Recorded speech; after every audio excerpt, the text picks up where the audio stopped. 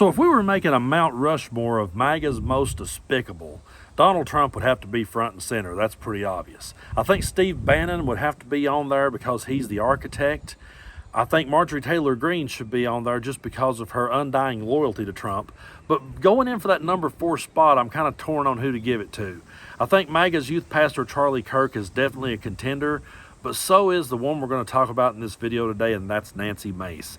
Nancy Mace goes out of her way to be as over the top and cruel as she possibly can be, and she's just relentless. And I've said many times, I feel like some of them are just doing it to get in on the grift. I feel like some of them looked over and realized they could control gullible people. I think there are others, though, who wholeheartedly believe this stuff and really gets off on being cruel. Really gets off just being as mean-spirited as possible. And that's what Nancy Mace does in this clip we're going to show you today. One of her constituents is talking to her and asks her if she's going to be having any more town halls. And listen at the way she talks to this man.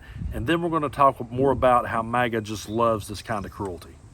I do them every year. Every year. You want to keep going? Do you want to keep going and keep harassing me? You could have gone to a dozen town halls last year. I asked if you're doing any more this year. It was one simple question. Yeah. Are you doing a town I've hall already this year? done one. I'll do plenty more. Any more this year? It was a simple question. You're always invited. Okay, sweet. Well, look And out by for the an way, actual invitation I for the voted next for one. gay marriage twice. What does that have to do so with me? I'm just saying, it has to everything to do with you. Do you think everything about me has to do with gay marriage? I do, That's absolutely. your first stance when you Yep. speak with me?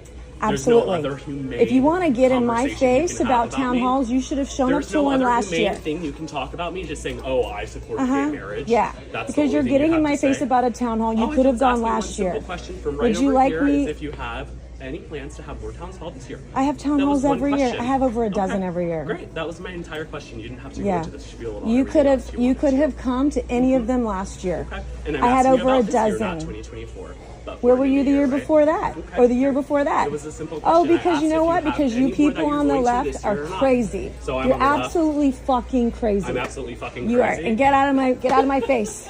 You're insane. Goodbye. You're insane. Fuck you. You're gonna fuck me. You're Yep. gonna be voted Bye. out so fast this year. I I'm can't not. wait for you to fucking I'm go not. into I the won by dirt. so much. You're a disgrace to this state. That's what you are. You're a disgrace. I asked you a simple question, and you just to go on this tirade and tell me "fuck you." Yeah, fuck you. Disgusting. Get out of my face. Fuck you. How about Get out of my that? face. You're a nasty Try it again. bitch. What's your You're a name? nasty bitch. What's your You're a name? nasty bitch. That's What's my your name? You say fuck me? Yep, I That's sure the did. first thing you're gonna say to me is fuck me for asking you a Absolutely. question? Get the fuck out of my face. Fuck you. Now. Fuck you. Fuck you. You couldn't take me on, baby. Stay the fuck away from me. Now, the saddest part about all of this to me is that there are people lined up to vote for Nancy Mace. She has a base, she has a crowd, and they love her for it. And that won't be a deal breaker to them. They'll sit and mock and make fun of that dude. They'll sit and find a way to belittle him and put him down, and they will sit back and laugh at people like us for pointing it out because they get off on the cruelty. And when they're talking politics, they're not talking about the issues the way we go about talking about the issues. We go about talking about it from a manner of how can we fix this? How can we make this better? How can we make this work for more people? The way MAGA goes about doing it is how can we tear this down? How can we destroy this? How can we make it only work for us? So we're coming from two completely different angles of thought, and I think that's one of the reasons why that we're never able to get on the same page with them, because we're over here talking about the issues at hand and ways to make them better, and they're being over-the-top cruel like that because they want to muddy the water, distort the argument, and just beat everyone into submission with their cruelty. And it's truly sad.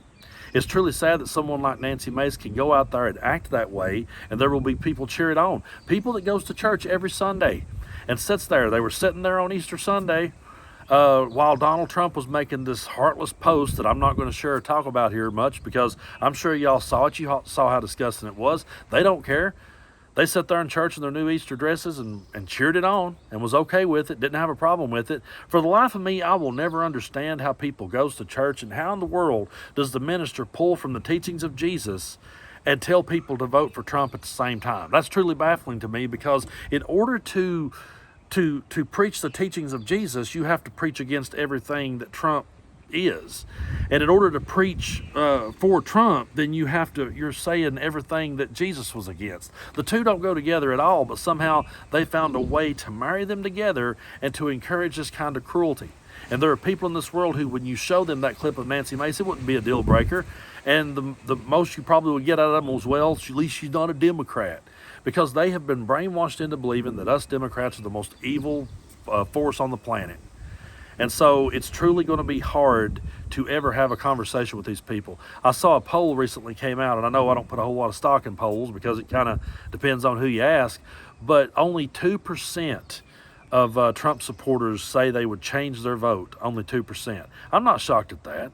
As a matter of fact, I almost think that number's too high, because they wouldn't change their vote, because to change their vote, they wouldn't be allowed to be their cruel self. They wouldn't be allowed to cheer on people like Nancy Mace. If they changed their vote, they would have to admit that their behavior is wrong. They would have to admit that everything they've been saying this entire time is wrong. And again, it's not about the issues at hand to them, and it's not about politics. It's not about Republican versus Democrat to them. It's about their undying loyalty to Donald Trump and just how far they will go to stand up for him and be cruel like him. You wouldn't have seen someone like Nancy Mace 30 years ago. That would have been a career-ending moment for her. And she's had several of them. So has Marjorie Taylor Greene. So has Lauren Boebert. So has Steve Bannon. So we all know Trump has. Years ago, they would have been held to account and they would have been gone really quickly. I mean, Dan Quayle just put an E on the end of potato and no one ever took him serious again. The guy Howard Dean screamed at a rally because he was excited and was just trying to get his base worked up and just screamed, and they said he didn't have the temperament to be president. But we live in a world now where people can go out there and they can act like Nancy Mace and they'll get cheered on for it. And they'll get praised for it. Because it ain't about the issues at hand to them. Always know that. They're out to tear everything down, and they're out to be as cruel as they possibly can. That's what we're up against. And we're going to be up against it for a long time. Because this type of politics, the way that Maga has formed and the way that Donald Trump has got them all brainwashed, it's perfect for people like that. Because they can go out there, they can be their cruel self, and whenever we call it out, they can come back with, it's fake news. You liberals are just you're just overreacting to all of this. And it's like trying to chase a greased pig with these people. You're never going to get a handle on them. You're never going to get a grip. Because they're always going to move that goalpost, and they're always going to find a way to empower cruelty like that. Name me one person in MAGA. I'll wait. Name one person in MAGA that is compassionate. Name one person in MAGA who says it's okay if you disagree with us. Name one person who would have spoke to that guy in a nicer way. He didn't deserve that at all. He didn't say anything to her to cause her to react the way that she did. But you know why she really reacted the way she did? Obviously, she wants to be cruel, but the other reason why she reacted that way and why so many people in MAGA reacts that way is because they truly are scared. They're scared to death of change. They're scared to death of progress. They're scared to death of education. And they're scared to death of more people seeing through their bullshit, because when that happens, they'll lose their base and they'll lose control. And it's all about keeping control to them. So I really believe, like we covered it here on the channel when the country singer Sturgill Simpson said this is an age coming to an end. A lot of people didn't agree with that. A lot of people said, oh no, it's just getting started. They're just getting more amped up. But I'm a believer that people gets the loudest right before the end. They get the loudest right then because they're the most scared. They're the most terrified right then. And so they're going to be the loudest. And I really believe that that's why she's digging in her heels and being louder, is because she fears the day that people sees through her bullshit. But I really believe that as we go forward, there will always be a group of people. It may not be called MAGA. There may be a different word for it years from now. But there will always be a group of people that are out to tear down democracy. There will always be a group of people that are out to take away rights from people they disagree with. That's why we have to continue to protest. We have to continue to speak up, and we cannot stop, and we cannot back down. I've talked to so many people when I go out to these protests. I've talked to people in their 70s and 80s. It was like, yeah, I was all the way back then, I was protesting. I was standing up against people who was trying to tear down democracy. So it's not going to go away.